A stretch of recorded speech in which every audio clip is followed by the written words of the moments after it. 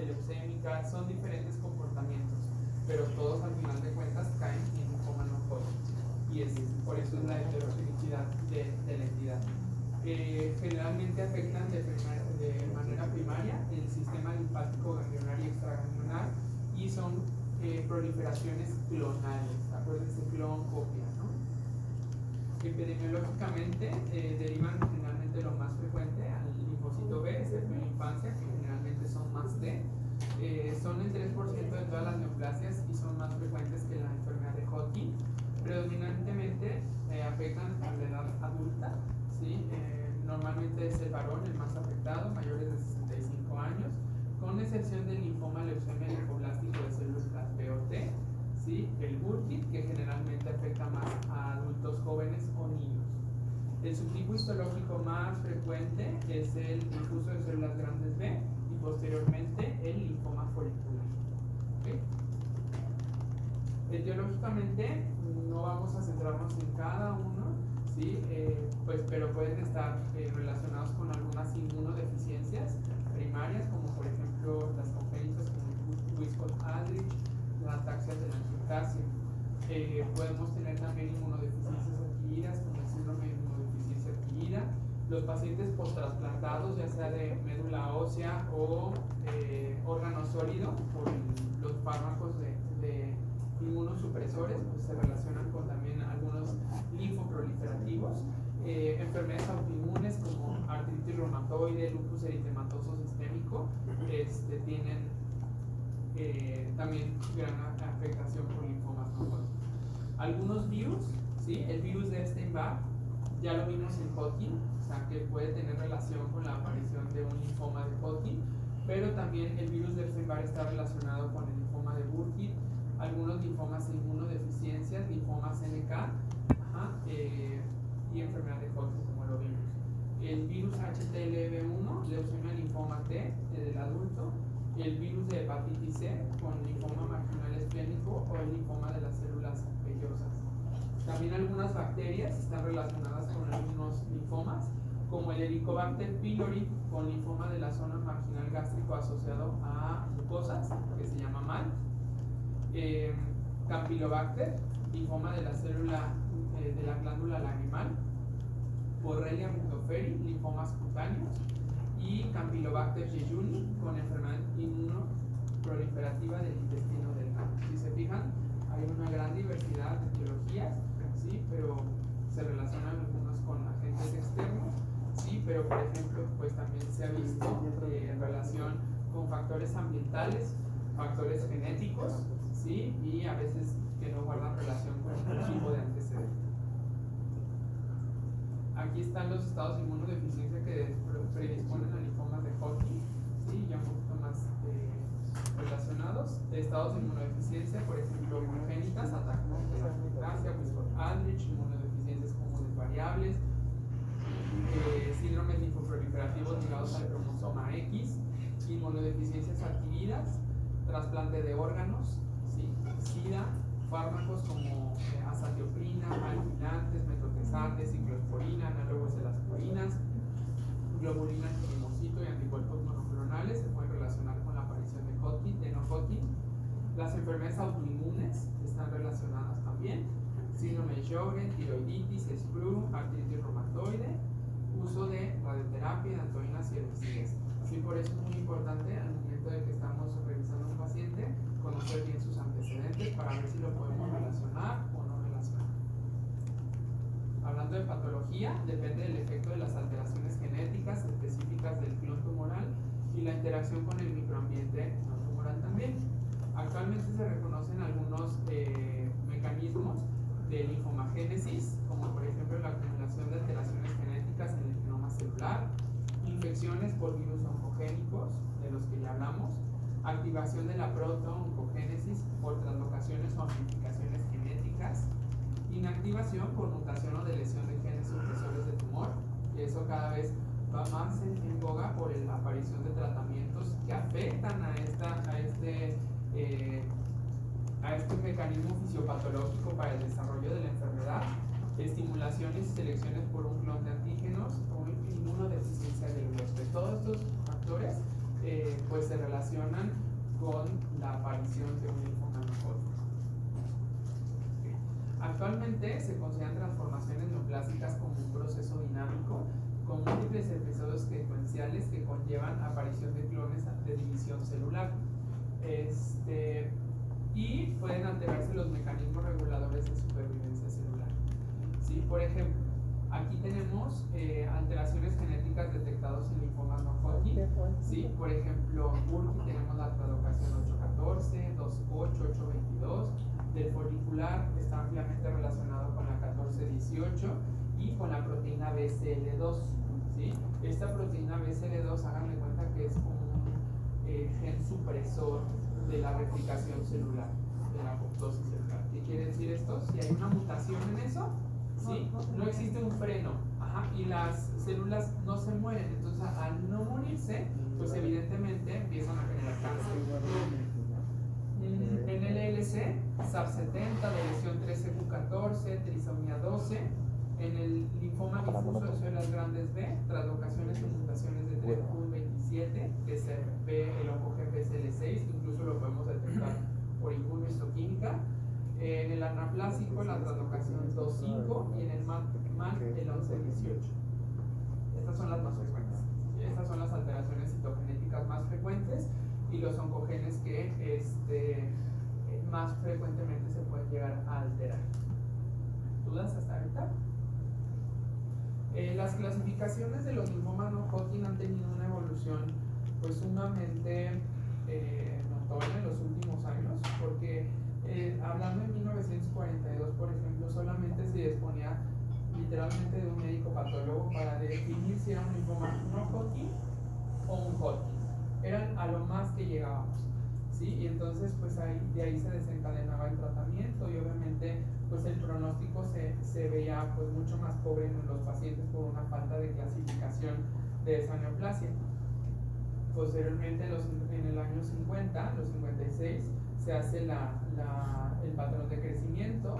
En el 74 empieza ya la inmunología, se empieza a ver ya clasificación con inmunohistoquímica. Se hacía literalmente, les puedo decir que hasta hace 10 años, cuando yo era residente, literalmente nos hacían CD3, CD20, CD15 y CD30. Era a lo más que llegábamos, ¿sí? Y entonces, pues simplemente definíamos, ¿es un T, un B o un Hodgkin? Más. Y dependía de los ojos del patólogo clínico para saber los subtipos celulares, el estroma del ganglio linfático, para saber qué tipo de neoplasia nos reportaba. Por ejemplo, si veía una gran replicación celular, la imagen del cielo estrellado, nos reportaban un Burkitt con CD20 positivo. Si marcaba 3, nos reportaban un linfoma de células T periférico no especificado. O sea, realmente hemos tenido una gran evolución en cuanto a la inmunología para conocer también el pronóstico de la enfermedad, y eso viene de los años 70, pero realmente acuérdense que acá en México tenemos años luz de retraso en cuanto a la tecnología. Ya en los 90, la clasificación real en 1994, donde ya se empieza a involucrar la genética y la citogenética para conocer mejor el pronóstico. Y actualmente la OMS desde 1997, con diversas modificaciones en el 2007 y otra en el 2016, donde ya se lleva a cabo la clasificación adecuada de la neoplasia. La verdad es que bien, pero sí nos ha complicado mucho la existencia, porque a veces es casi imposible poder clasificar un linfoma y dejarlo en la correcta clasificación, porque no disponemos a veces también de las técnicas de biología molecular para poder clasificarlo y poderlo dejar como está en la OMS. ¿Ok? Esta es la clasificación actual de la Organización Mundial de la Salud para las neoplasias linfoides, que es la última en el 2016. Hubo una revisión, hicieron algunos ajustes, pero solamente las células mieloides, por ejemplo, ahí sí hicieron algunas modificaciones. Y lo podemos clasificar como neoplasias de células precursoras y neoplasias de células maduras. En el caso de los linfomas, pues generalmente puede haber neoplasias de células inmaduras también, que serían los linfomas linfoblásticos, que es igualito a una leucemia linfoblástica aguda, ¿sí? Y las células maduras, pues normalmente ahí es donde entran pues toda la mayor parte de los linfomas. ¿Okay? Sí, actualmente se han identificado más de 60 subtipos de linfoma no Hodgkin, ¿sí? Pero realmente no me interesa que sepan todos ni cómo se comporta cada uno, pero les voy a dar, por ejemplo, ejemplos. Por ejemplo, linfoma difuso de células grandes B, ¿ok? Es un linfoma difuso, pero primario del sistema nervioso central. Ese linfoma, para poderlo clasificar como linfoma primario del sistema nervioso central, se tiene que hacer una clasificación primeramente histológica, pero también en cuanto a estadificación. ¿Por qué? Porque si habla de que es primario del sistema nervioso central, pues evidentemente no debe de haber ninguna otra lesión más que en la cabeza, o sea, en el cerebro, para poderlo clasificar de esta manera. Ahora, si nos vamos acá, plasmablástico, a veces son entidades que quedan entre linfomas, gamapatías, entonces a veces es un rollo realmente poderlas clasificar. Aquí lo que me importa, sobre todo en ustedes, es que se lleven a casa el cuadro clínico. Me interesa que se lleven a las principales clasificaciones o cuáles son los más comunes y cómo se van a comportar. ¿Sí? No me importa mucho que conozcan todos y cada uno las diferencias, con qué alteraciones se llevan o se ven más frecuentemente en la clínica o en la genética, ¿no? ¿Ustedes han una tabla nomás así de acá? No, mira, células de maduras y sigue acá. Ok, y clínicamente, ¿cómo voy a ver un paciente con linfoma no Hodgkin? Con linfadenopatía periférica. Siempre es la linfadenopatía, acuérdense, como el estándar de hallazgos. Generalmente las linfadenopatías suelen ser indoloras, de consistencia firme, de tamaño variable y de distribución asimétrica, lo que mencionábamos hace rato. Esplenomegalia. El hecho de que tu paciente no tenga esplenomegalia, pues no significa que no tenga. Puede tenerla, puede no tenerla. Y depende mucho del tipo de linfoma para ver si la tiene. Por ejemplo, si a mí me dices un linfoma gamma delta y me dices si no tienes esplenomegalia, yo como hematólogo te voy a decir, pues me estás mintiendo, ese no es un gamma delta, porque ese se relaciona con gran esplenomegalia. O un linfoma de la zona marginal esplénico, pues su principal manifestación va a ser la esplenomegalia. ¿Sí? Entonces cada uno tiene un comportamiento clínico diferente. Pero sí, bien, pueden tener esplenomegalia por afección misma o infiltración del vaso. La afectación extraganglionar, generalmente este tipo de linfomas o no Hodgkin afectan más fuera de los ganglios linfáticos. Pueden afectar médula ósea entre un 30 y 40%, haciendo alteraciones en su biometría hemática, teniendo por ejemplo linfopenia, neutropenia, incluso estando en fase leucémica. El tracto gastrointestinal puede afectarse, por ejemplo, el linfoma de la zona marginal asociado a mucosas, se afecta a la mucosa gastrointestinal. Sistema nervioso central, el linfoma primario del sistema nervioso central, o puede ser un linfoma ganglionar con afección, por ejemplo, en anillo de Waldeyer, que hizo afección al sistema nervioso central. ¿Qué más? Hueso también, pulmones, tiroides, anillo de Waldeyer, y en algunos casos pues sí lo vemos con mucha relación al síndrome de inmunodeficiencia adquirida. Síntomas generales pueden hacer los síntomas B, ¿sí? Fiebre, sudoración nocturna y pérdida de peso superior al 10% en más de los 6 meses previos. Acuérdense que ese tipo de pacientes tienen un peor pronóstico, ¿sí? Y se consideran como un criterio de pronóstico también en estos casos. Ahora, como yo les mencionaba, vamos a leer en algunos casos como linfomas indolentes y linfomas agresivos.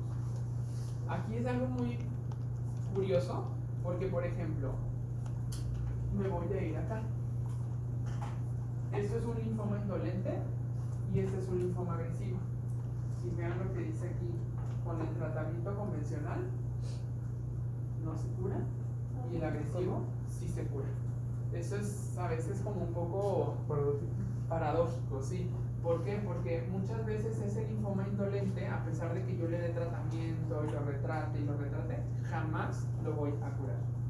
Y el linfoma agresivo, pues a un Burkitt, por ejemplo, que me llega así súper mal, haciendo lisis tumoral, con mil ganglios y eso con ciclos de tratamiento lo voy a curar y voy a hacer que yo tenga a mi paciente en respuesta completa durante años, incluso lo llegue a curar por completo.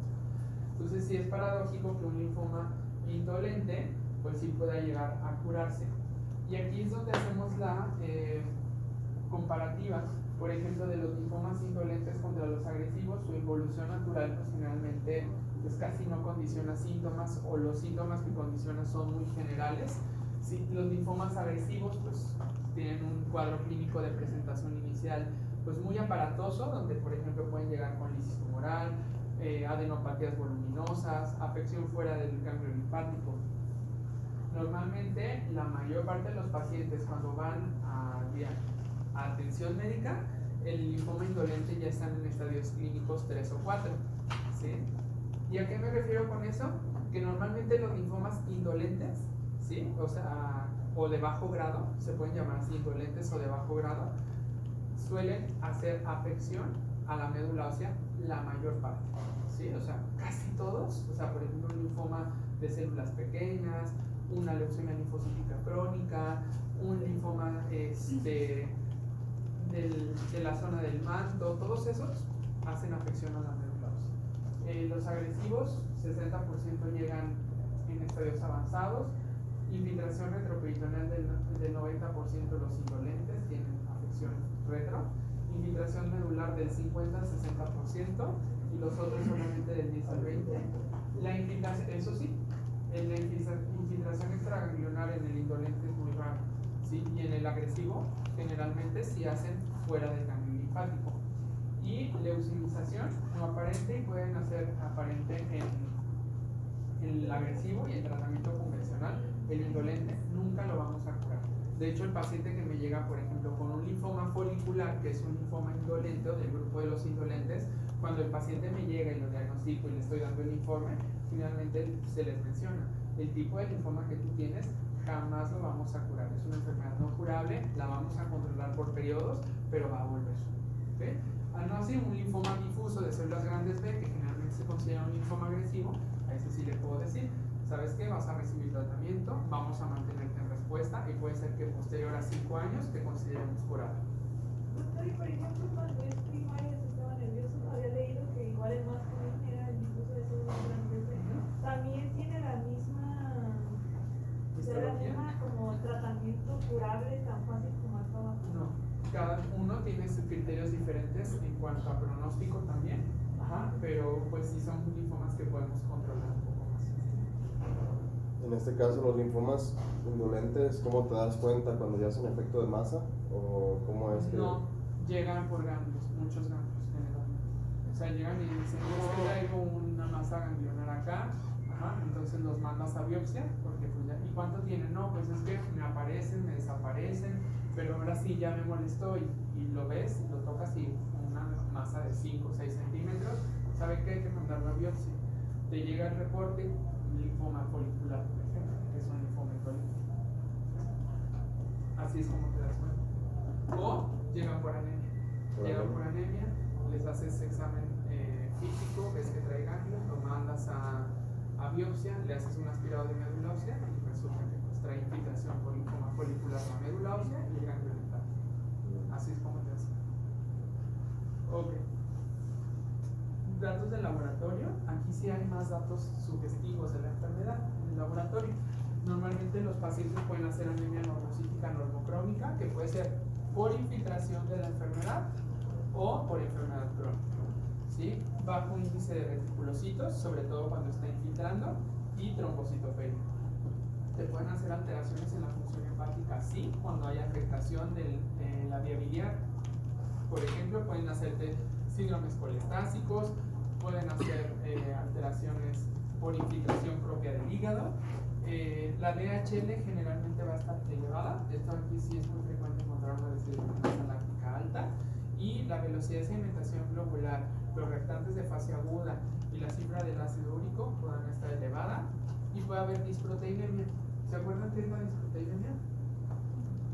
¿Hay alguna paraproteína? Sí, hay linfomas que pueden generar paraproteínas.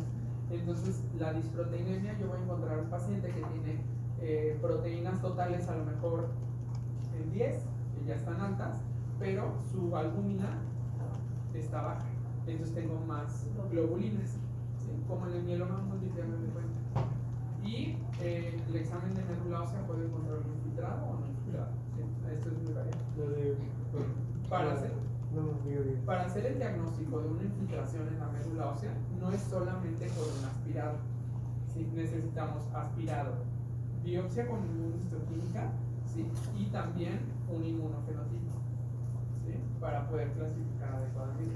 Muchas veces podemos aspirarlo. Lo veo yo al microscopio y veo hiperplasia de la serie linfocítica. Veo que trae una cantidad exagerada de linfocitos maduros. Y me pueden hacer sugerencia, de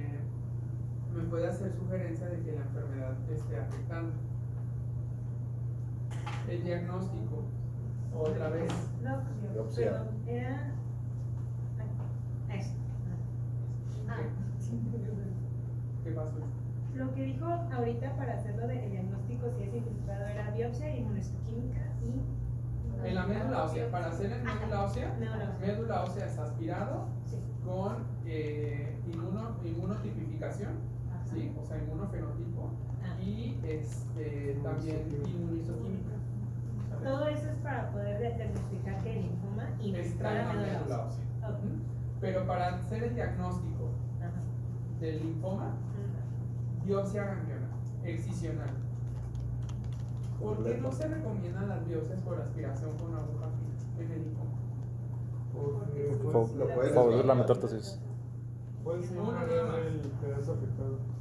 Sí, muchas veces, acuérdense que tengo yo mi pelotita el ganglio, entonces el ganglio acuérdense que tiene varias capas Ujú. y puede ser que ese linfoma esté infiltrando, pero precisamente donde entró la aguja fina, No lo ahí no agarraste. hay nada. Entonces, ¿qué pasa? Generalmente entran con la aguja, aspiran, hacen es bien difícil encontrarlo. De hecho, yo creo que jamás he visto un BAC positivo para linfoma y el paciente tiene linfoma. Porque a veces te llegan, es que me mandaron porque traigo ganglios y salió esto negativo, pero me dijeron que no tengo cáncer. Así de ok. Aquí mi idóneo es resección. ¿En qué casos, de verdad, en qué casos utilizaríamos Trucut? Biopsia por Trucut. La estructura la estructura de tu biopsia, ¿no? ¿Cómo son esas conclusiones? A ver, no te entendí, perdón. Es que, por ejemplo, tengo entendido que, por ejemplo, con la aguja fina podría ser que al momento de picar y sacar no voy a tener como una muestra lo suficientemente chida como para verla en la estructura. Entonces utilizo la otra, que es el Trucut, y me da como un pedazote más grande. ¿Sí? Entonces me deja Pero- ver la estructura Ok, perfecta. pero si tienes un ganglio en el cuello, ¿utilizarías el truco? Pues no tiene sentido. Ahí mejor haces la resección quirúrgica del ganglio completo. ¿Ok? ¿En qué casos sí uso? ¿No es como ganglios más complicados? Como los Justamente. retroperitoneales. Justamente cuando mi paciente no tiene afección periférica, si cuando tiene ganglios retroperitoneales, ¿sí? Ganglios retroperitoneales o tiene masas mediastínicas, en ese caso sí estaría indicado un Trucut. ¿Por qué? Porque obviamente no lo voy a someter a una toracotomía para resección de un ganglio cuando se puede hacer por alguna mediastinoscopía con toma de biopsia por Trucut. En esos casos sí. ¿Cómo se llama la biopsia que no es por aguja? La que es la del diagnóstico. No, la. Excisional. Excisional. Ese es tomar todo el ganglio. Eso es sacar todo. Eso es sacar todo el ganglio. Y hay veces que se opta por eso, que te dicen cirujano, ¿sabes qué? También está difícil hacerlo por Es que por sucumbe para imagen, guardar. pues lo necesitamos saber, Bueno. ¿no? Y en ese caso, pues sí se llevan cirugías, laparotomías exploradoras o toracotomías para poder hacer resección ganglionar y bajo ese método. La verdad es difícil porque a veces pues necesitas el diagnóstico, pero pues se tienen que someter para eso. ¿Ok? Ahora, al ganglio completo, ¿qué le vamos a hacer? Inmunohistoquímica. ¿Sí? Al ganglio le podemos hacer la inmunohistoquímica. ¿Y qué inmunohistoquímica se va a solicitar? La que el médico patólogo considere pertinente. Normalmente de entrada hacen CD3, CD20 para diferenciar entre células T o células B. Ajá. Ya por ejemplo, si no les da eso, pero siguen viendo imagen del linfoma, pues empiezan a meter más marcadores como CD30, CD15, empiezan a ver algunos marcadores de replicación como BCL2, BCL6, CD10 para ver si es de origen centrogerminal, ¿sí? Empiezan a meter, por ejemplo, en TNK, CD56, y algunos otros marcadores también pronósticos, como por ejemplo los asociados a virus de Epstein-Barr, o según ahora sí que el panel de inmunohistoquímica y según la morfología se vaya desencadenando por medio del patógeno. Se puede hacer también estudios de citogenética sobre la pieza, ¿sí? En algunas veces con el toque de parafina, con algunas laminillas electrocargadas, se pueden hacer las alteraciones citogenéticas que tienen relación, como por ejemplo, ¿dónde están? Estas, se solicitan en tejido, todas estas que aquí vimos. ¿Sí? Por ejemplo, si yo sospecho que mi paciente pueda tener un MAN, ¿sí? Pues puedo pedirle a 11-18 fuera en el tejido, ¿sí? Por FISH. Entonces ahí me reportan 11-18 positiva en tejido, pues podría ser que es un MAN, sí o sí. ¿Ok? Entonces lo podemos hacer. Ok, diagnóstico diferencial con linfoma de Hodgkin, las diferencias clínicas, presentación del Hodgkin frecuentemente localizada, en los Hodgkin generalmente extendida. Afectación mediastínica es más frecuente en el Hodgkin y en no Hodgkin pues es menos frecuente. Obviamente hay linfomas difusos de células grandes B, primarios mediastinales, ¿ok? Que ahí pues mi diagnóstico diferencial pues sí es muy fuerte con el Hodgkin. Adenopatías mesentéricas en Hodgkin son raras, frecuentes en no Hodgkin. Epitrofiares raras en Hodgkin, frecuentes en no Hodgkin.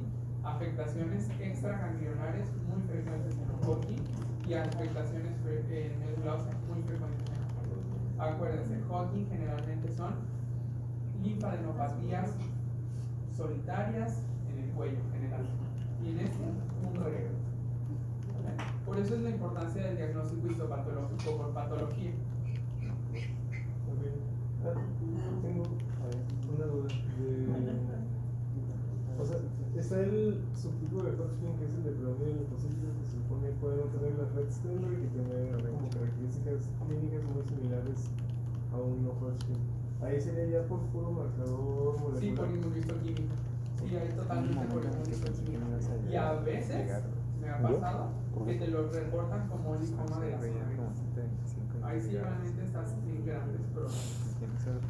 O sea, cuando están en linfomas de la zona gris, donde no saben si es Hodgkin, si es... Sí se antojaba, la verdad. De verdad te meten en un gran problema al tratante porque no sabes ni cómo tratarlos a veces. Y entonces empiezas por lo que más frecuente es, no responden, los tratas como. Por ejemplo, en el civil tenemos un paciente que le estamos dando rituximab con brentuximab y quimioterapia, porque expresan los dos, es un linfoma de la zona gris. Les va mal. Literalmente le quitamos el tratamiento y el cambio otra vez y está bien joven.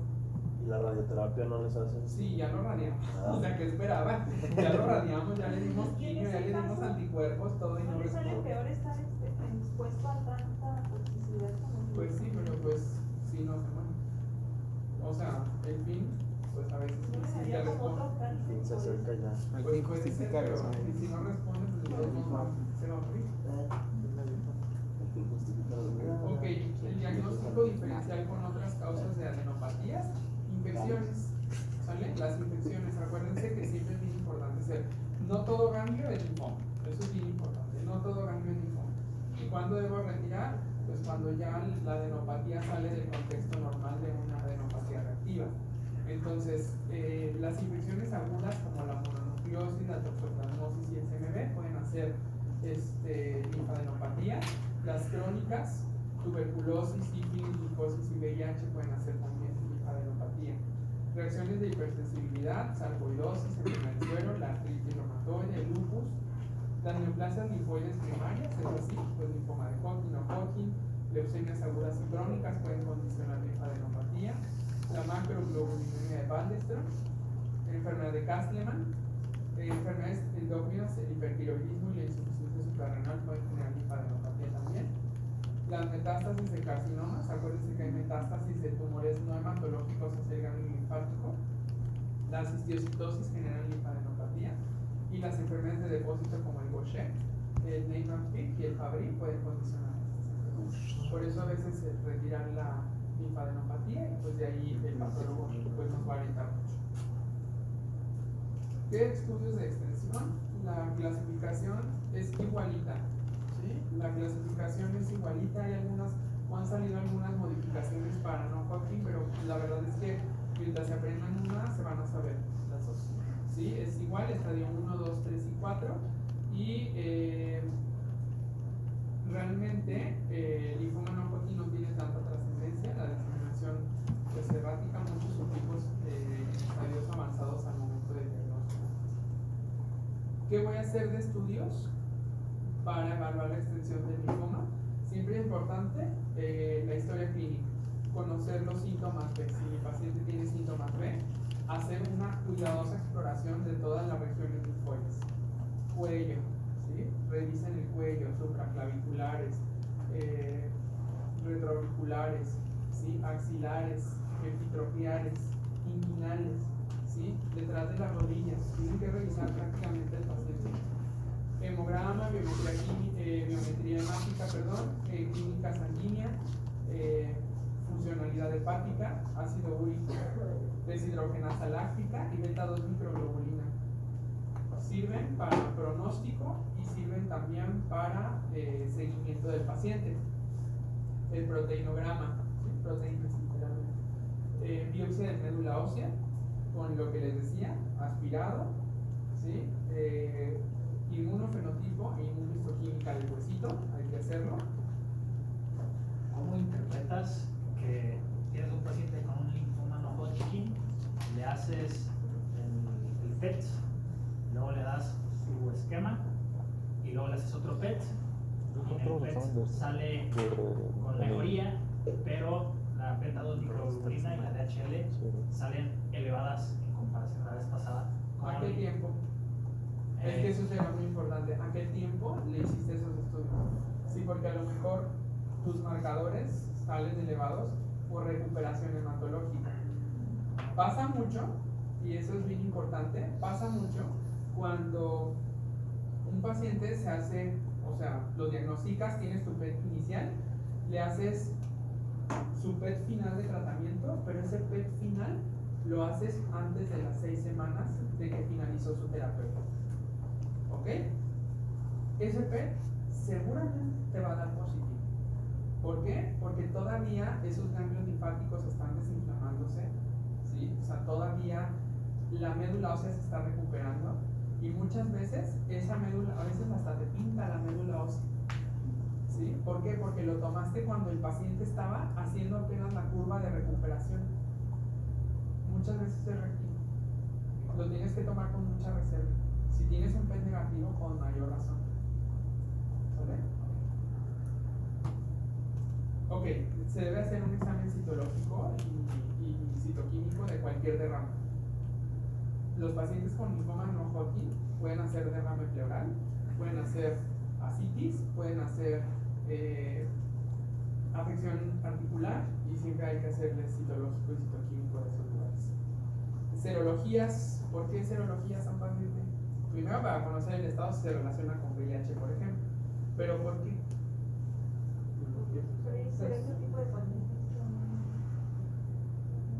Por el tratamiento, ¿sí?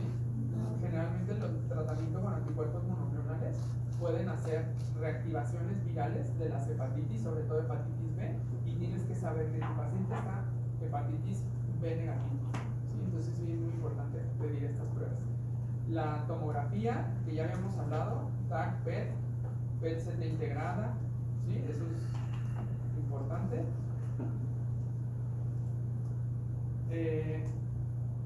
Electrocardiograma y ecocardiograma, ¿por qué? ¿Hiciste tumoral? Bueno, el electro si llega a tu paciente con calcio bajo, potasio alto, de entrada le haces el electro. ¿Pero por qué? Eco y electro. Sí, por efectos posibles secundarios del tratamiento. Acuérdense que dentro de los medicamentos que podemos utilizar, utilizamos antraciclinas y pueden dar cardiotoxicidad. La driamicina, ¿no? Leomicina. Ah, la driamicina. Ok, valoración de la fracción de eyección del ventrículo izquierdo si el paciente tiene más de 60 años, su historia cardiológica y todas las pruebas encaminadas, todas las pruebas encaminadas a la funcionalidad de los órganos que estén infiltrando ese linfoma. ¿Ok?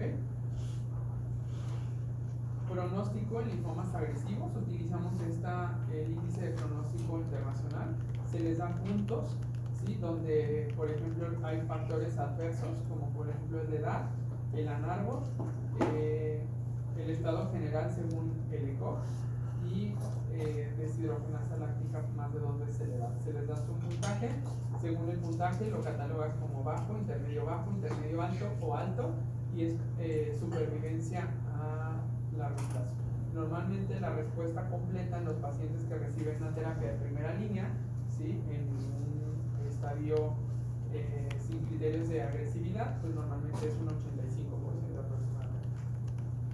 El pronóstico en los linfomas avanzados, utilizamos otra escala que se llama FLIPI, ¿sí? De folicular, es lo mismo al IPI, ¿sí? Nada más ahí aumentamos la N.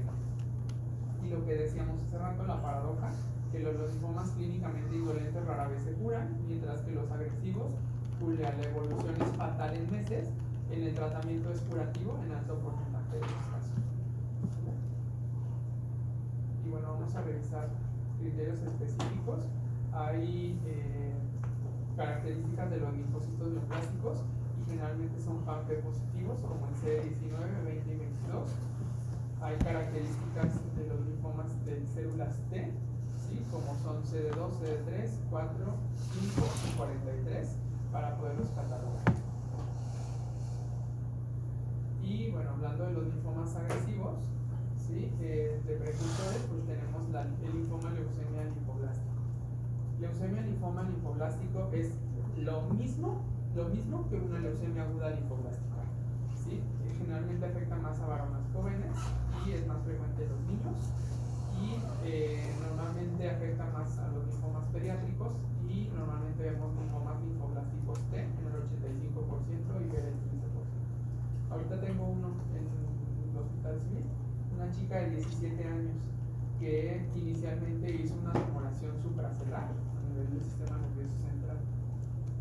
Entonces, con manifestaciones clínicas, con alteraciones motoras, se mete a una biopsia. Por el sitio entraron por transesfenoidal, hacen resección solamente del 30% de la tumoración, retiran el material, mandan a patología esto, y la paciente tenía un cuadro clínico ahí medio deteriorado en casa.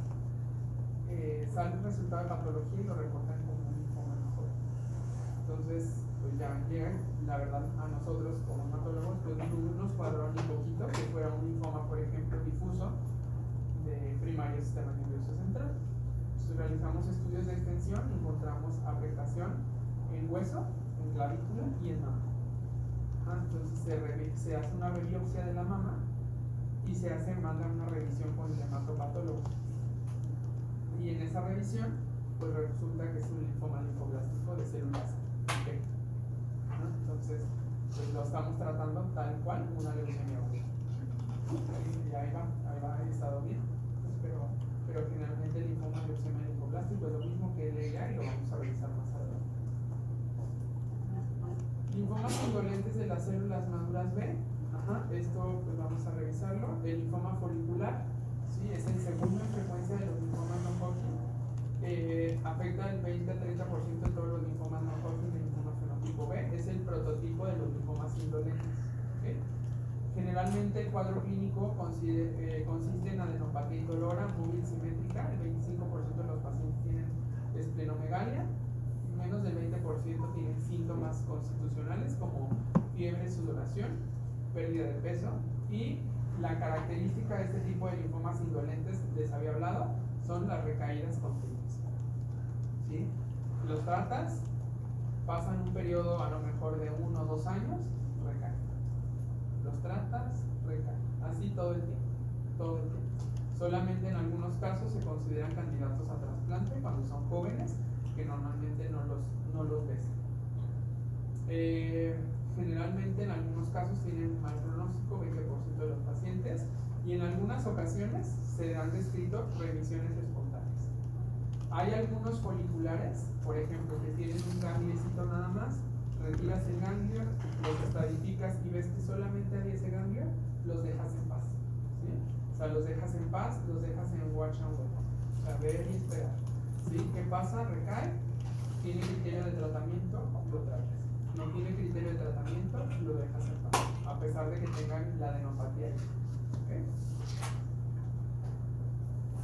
Linfoma linfocítico pequeño, leucemia linfocítica crónica.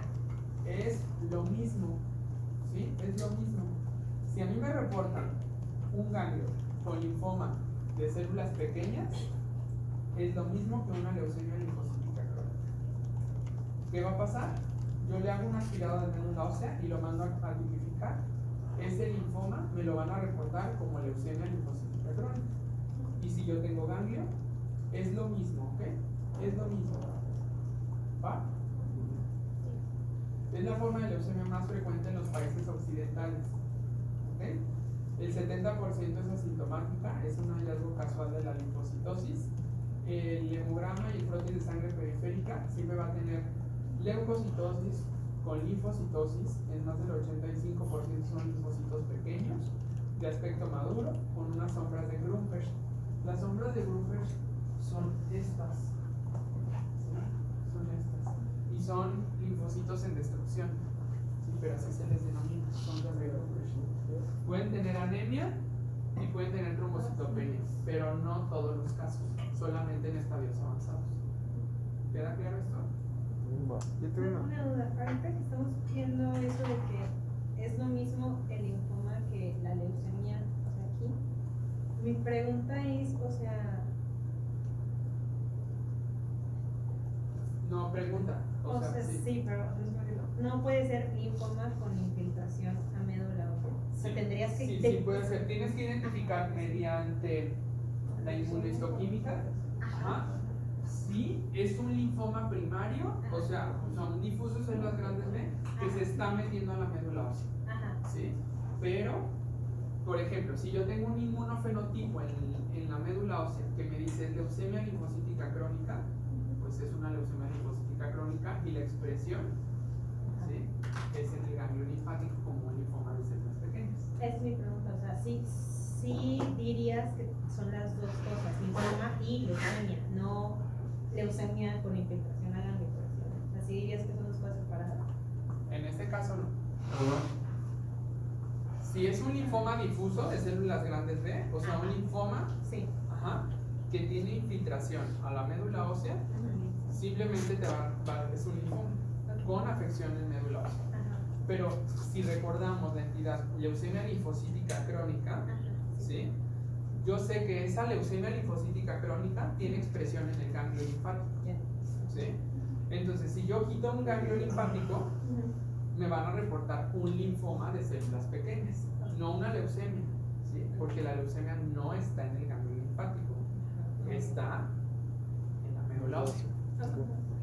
Doctor, yo me confundí desde hace rato. A ver, El linfoma folicular no es lo mismo que la leucemia linfoide crónica, ¿verdad? no, ¿Y la leucemia linfoide crónica es parte de los no Hodgkin o es una entidad aparte?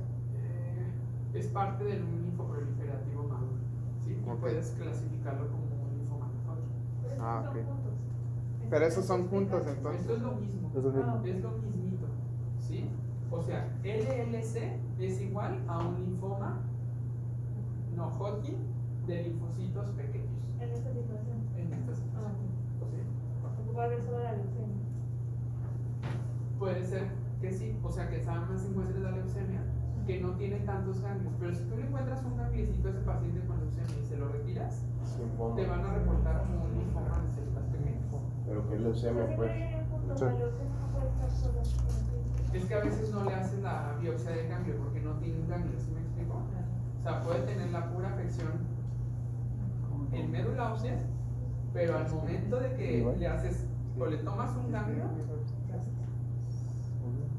¿qué pasaría, Isa? Aquí. ¿Qué pasaría, Isa, si por ejemplo a un paciente que tiene LLC o leucemia linfocítica crónica, le tomas un ganglio y en ese ganglio te reportan linfoma difuso de células grandes B? No, son Es dos linfoma. diferentes. Aquí ya es Sí, son dos otra diferentes. cosa diferente, pero puede ser que este linfoma se desarrolló a base de esa leucemia.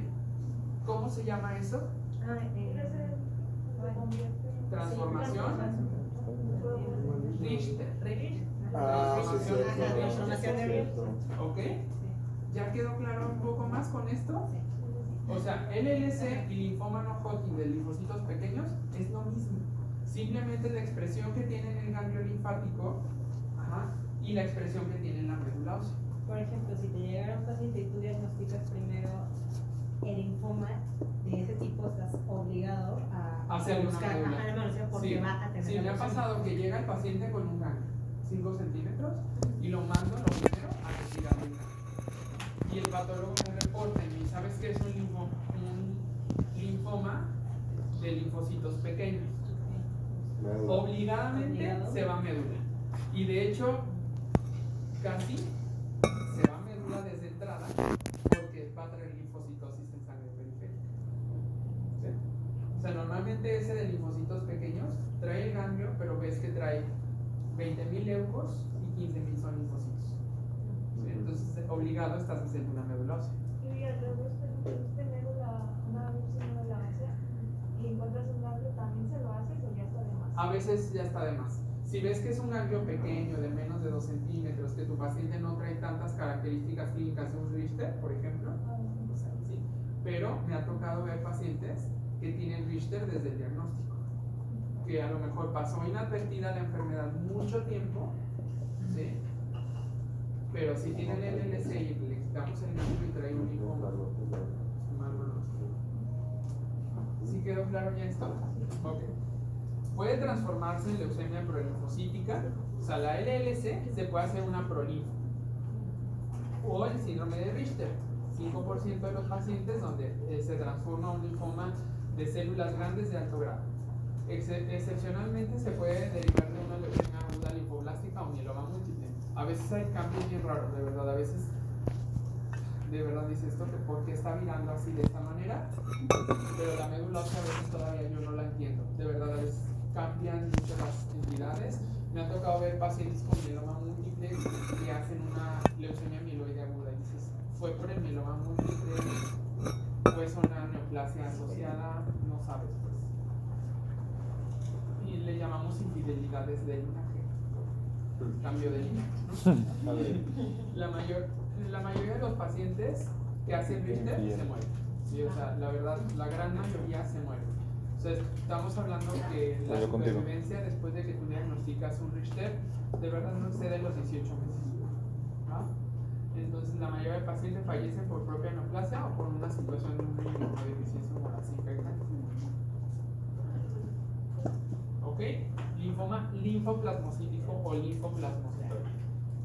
Aquí es una entidad que es un linfoma, pero tiene diferenciación plasmocítica, muy parecida al mieloma múltiple. Tengo yo un ganglio, pero también me está dando esa paraproteinemia de la que hablábamos hace rato. Está produciendo una paraproteína y a menudo son secretores de inmunoglobulinas estos linfomas, y cuando estas son de tipo M, la entidad se denomina macroglobulinemia de Barré.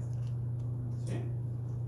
Puede asociarse a anemia hemolíticas con punto positivo, crioglobulinemia y síndrome de hiperviscosidad. ¿Queda claro ahí? Ahí o sea, la afección está cerrada en el ganglio, no vamos a hallar en médula, por ejemplo, que haya una Puede estar expansión infiltrada. clonal o algo. Puede estar infiltrada. Tu médula ósea en estos casos puede estar infiltrada. Acuérdate que es un linfoma indolente y los linfomas indolentes pueden infiltrar la médula ósea. Sí puede tener. Pero estos diagnósticos, acuérdense, son histopatológicos. Se necesita la biopsia para poder clasificarlos. ¿Ok? Linfomas de la zona marginal. El linfoma MALT es el segundo tumor maligno gástrico más frecuente tras el adenocarcinoma. ¿Sí?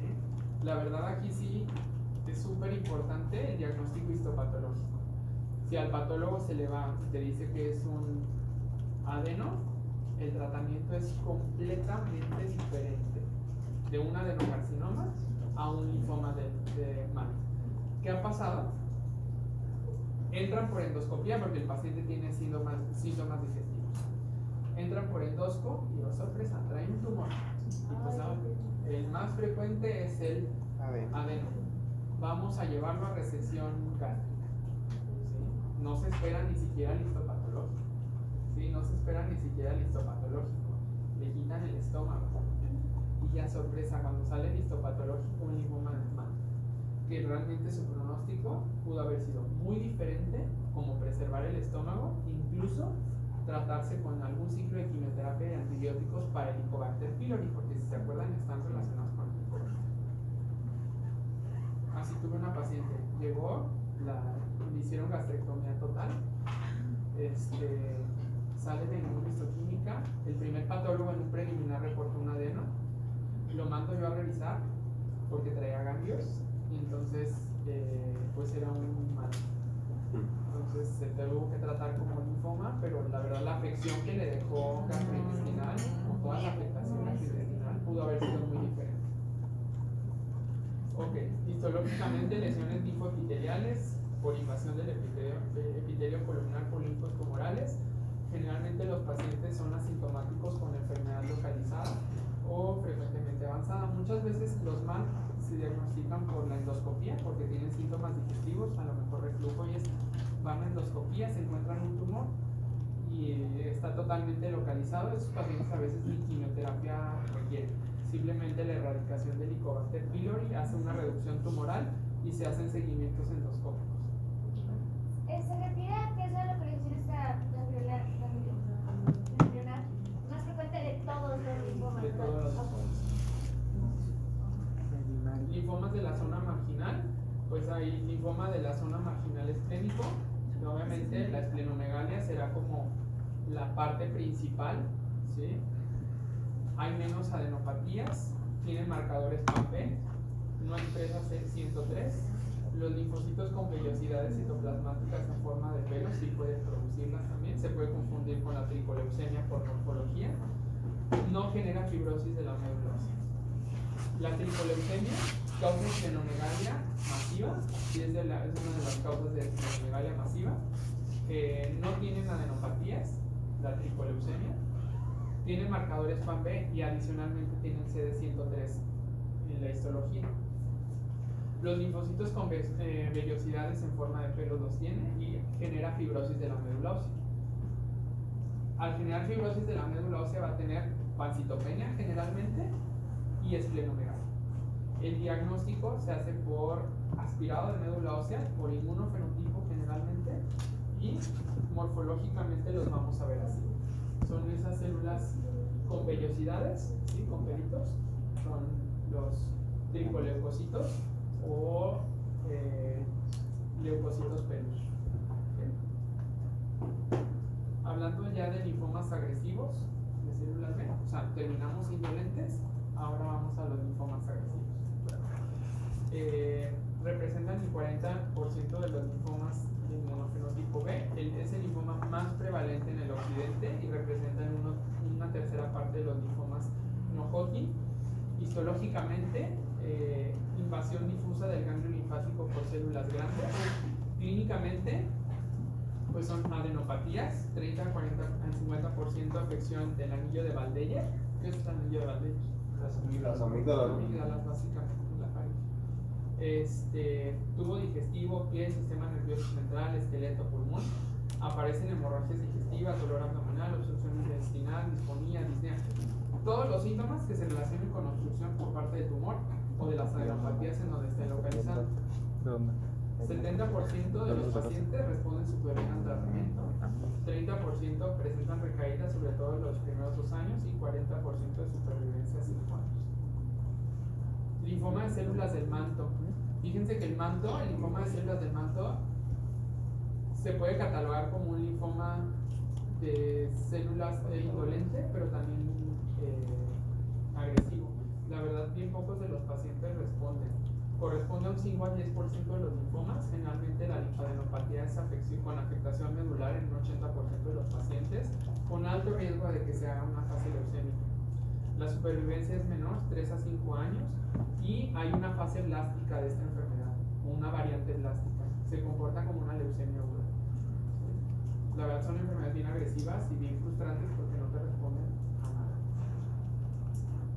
La diferencia está que el linfoma del manto no expresa CD23 comparativamente con linfomas de células pequeñas. El linfoma de Burkitt es un linfoma de linfocitos B maduros, tiene un inicio muy brusco y es un comportamiento muy agresivo. De verdad, cuando ven un Burkitt no se les olvida nada.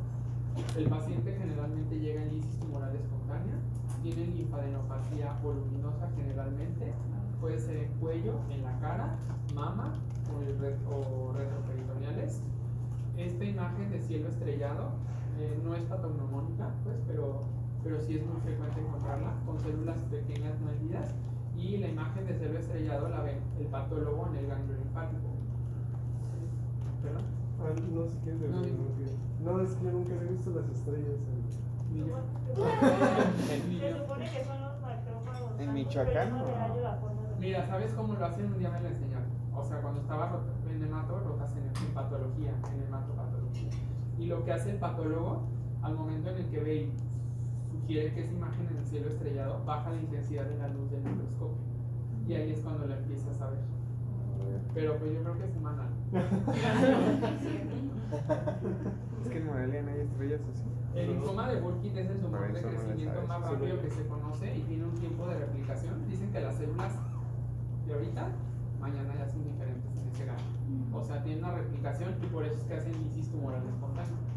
Es extremadamente sensiblemente a la quimioterapia, o sea, responden muy bien a la quimio, pero tienen una alta mortalidad durante el tratamiento por todas las complicaciones que hacen. Lo clasificamos como en la forma africana o endémica. Está relacionada con virus de Epstein-Barr, es frecuente en niños varones. Entre 5 y 10 años aparecen tumores extraganglionares en mandíbula, abdomen, riñón, ovario, retroperitoneo, meninge. Y la forma más frecuente, afortunadamente, es la occidental, con endémica, con masa abdominal. Siempre hacen una masa retroperitoneal o una masa abdominal, que incluso a veces ves al paciente y lo descubres y se ve la masa ahí. Poca relación con virus de Epstein-Barr y no suele afectar la mandíbula, pero sí a órganos abdominales. Salud. Epidémicamente Fue aquí mi compañero de al lado. tenemos atrás, no sé. linfomas T maduros y natural killer. Doctor, los de nosotros que hacen la osteoporosis, algo así. Algo así se llama. O sea, pueden hacer afección mandibular, necrótica, pero no así como tal que hagan osteonecrosis. El linfoma de células T maduras y natural killer es síndrome de Sézary, que generalmente es un linfoma cutáneo en fase leucémica. Normalmente esto inicia como una eritroderme generalizada, que generalmente es exfoliativa e intensamente pruriginosa. A eso se le llama micosis fungoides. Tiene un nombre muy raro, porque tú te imaginas que puede ser pues un hongo, ¿no? Micosis y fungoides, dices, claro que es un hongo que se trata con fluconazol. Y no. Pero no, es un linfoma de células T, Muy mal. que afecta de manera primaria la piel, haciendo lesiones rojizas y que dan comezón. Se hace una biopsia, te reportan un linfoma. Pero ¿qué pasa si ese linfoma se mete a la médula ósea y hace una fase leucémica? Por una célula que nosotros encontremos en la médula ósea de esas células T, Llámalo. se llama Sézary, se llama Ok. síndrome de Sézary, es la fase leucémica de la micosis fungoides. O sea, solo se llama así cuando ya se infiltró. Sí, ya cuando hay fase leucémica. ¿Qué restos La micosis procesaron? fungoides se manifiesta inicialmente por una erupción eritematosa, descamativa, que a veces se confunde con un eczema o psoriasis. De hecho, el dermatólogo tiene que tener mucha experiencia viendo este tipo de entidades o sospecharla, porque me han tocado muchos casos que los confunden. O sea, piensan que es pues, cualquier otra cosa, o sea, psoriasis, un eczema, me lo han reportado como dermatitis por atópica. contacto. ¿Dónde? Dermatitis atópica. Sí, por dermatitis atópica y pues, ¿no? O sea, se necesita una buena biopsia, que la revise un buen dermapatólogo y que te haga el diagnóstico de micosis fungoides. Generalmente en la fase de micosis fungoides, cuando le llega al hematólogo, él solamente, o sea, nosotros tenemos que determinar que la enfermedad no se encuentre en una fase sistémica, o sea, es decir, que no sea un Sézary. Si es un Sézary ya se queda contigo.